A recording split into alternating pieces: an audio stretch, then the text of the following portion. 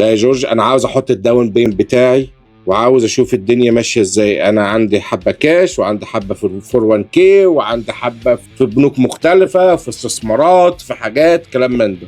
عشان تسهل على نفسك، البنك اللي هو هيسلفك الفلوس بيبص على حاجه واحده بس.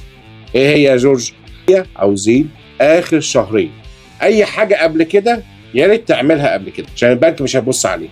تاني حاجه بقى واهم حاجه، اللي انت اما تيجي تشتري بيت يا ريت تخطط اللي انت هتشتري بيت. ازاي بقى تخطط؟ خد كونسلتيشن مع حد، مع لون اوفيسر يكون عارف ايه اللي بيحصل عشان يشوف لك الدنيا ماشيه ازاي. صعب قوي اليومين دول اللي انت تخش للاندر رايتر ويجي لك ريجكشن.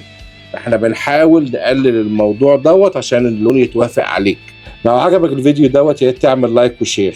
لو عاوز ميعاد معايا ونتكلم مع بعض على زوم انا تحت امرك. روح بس gmbrokerage.com واحجز ميعادك معايا وربنا معاك.